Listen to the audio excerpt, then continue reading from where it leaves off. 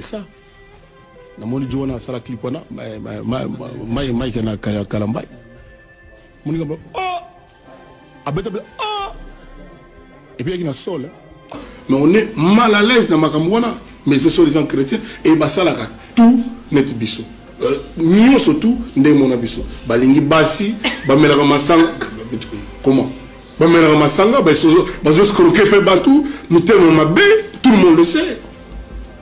Nous tellement mabé. Manque dignité. Ou bien on est tout déglingué quoi.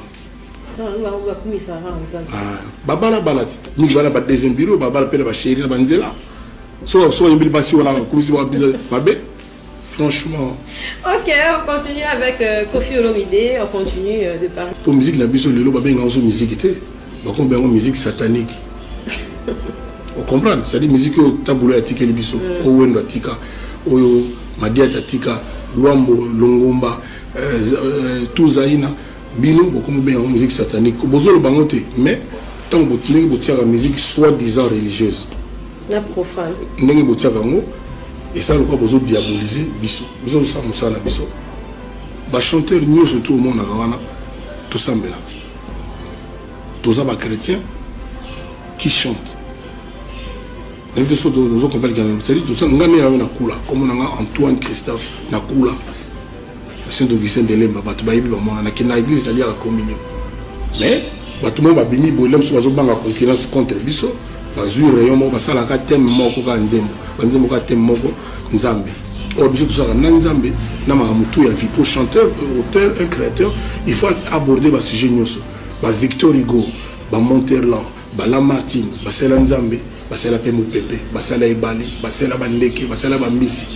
Bango ba kokakande ko sala nzembo lemso ya mwasi na ita botele bana. Ba se réfugiés que soit des chanteurs, c'est du mensonge. Jamais ba luka bango na Bercy. Jamais alors. Jamais mon to Bercy au benga yaga, jamais. Bazo forcer ba ko sa batu ko envoûter batu, mboka na jote tout comme un problème. Ba ko za batu le temps de 7h à ton tir. Qu'est-ce que Koffi Olomide a avec le pasteur?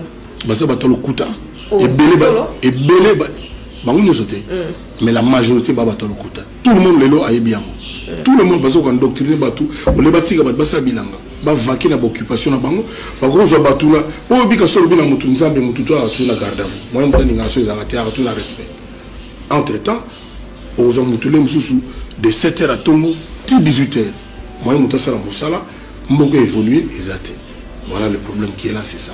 On n'a rien pas qui Moussa Nzambe, on n'a rien pas qui musicien Moko, et puis tout là qui est vraiment question, pourquoi ça la différence entre bango ba musicien chrétien de Molobi na ba musicien profane, des bango chrétien profane. Il y a pas besoin de réponse. Habitants, ils ont raté que ça la guerre, mais ils ont conception de banze boulé et ça la guerre, ba qui est ligne moroté. Mais nous avons sauve qui peut. Chanteur chrétien, il m'a dit ça, c'est l'anzembe ligiwana. Yahweh bolingo, Yahweh tiki sabato kolela. Yahweh bolingo, Yahweh mokili zanda kona yo. Yahweh bolingo, c'est l'anzembe ba commandant ate. Qui chrétien nanga qui koyeba ki na mona nzambe nanga te sala na sala yo. Tant sala nzembe na pia comme petit frère ya Yesu. Na ko pelo banga pe na comme chanteur chrétien. Non, na sala nzambe. Dieu voit tout. Nani Congolais dit Dieu voit tout. Dieu voit tout. Dieu sait tout. La musicien chrétien ou apprécié. Pour un musicien, point. Le mot chrétien. Qui chrétien mais italien. Mais on sait pourquoi. Il y a un journaliste. Pourquoi le journaliste chrétien tu es ça c'est ça ma question. Bateau dans la bino ma question té. Pourquoi yo non vandi wana yo za journaliste moko satanique alors. Pourquoi wana yangajara ba chrétien. Mais yo za journaliste satanique. Spirituel donc. Na tout ni question za journaliste moko diabolique. Yo. Ah ben voilà. Donc ça sert à rien. Ouais on le ba caméraman chrétien. Pour ils alaga na ba musicien, taximan chrétien la raté. Jardinier chrétien azalagate. Avocat chrétien azalagate. Militaire chrétien azalagate. Policier chrétien azalagate. Alors c'est quoi ça? Les bons nommés ministre. Vous avez dit que ministre chrétien. Bon, on va payer le président, président diabolique. Comment le va président chrétien? Mais président ça semble là. à l'église. C'est-à-dire il faut voilà, il faut pas regarder en avant, non. Bon, ça la gospels. Babenga bango ba chanteur ya gospels par contre. Baza na États-Unis, ba na ba Côte d'Ivoire partout, mais ba ya tout à tout ça mal à l'aise na qui chrétien. Na non za chrétien té. Na tout nos questions président wazo kambambo kana biso. Asa c'est pas un chrétien akula té. Akina église té. Ba luka ba honorable Mugalo wana. Pasteur Mugalo, et bien Mugalo non.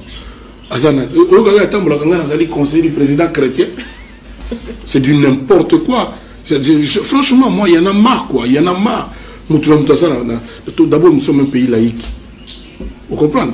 Donc, c'est-à-dire, bomba makamno tient on approche aux chrétiens, bouddhistes, kimbangistes. Au côté de la tête, il y a un avocat kimbangiste.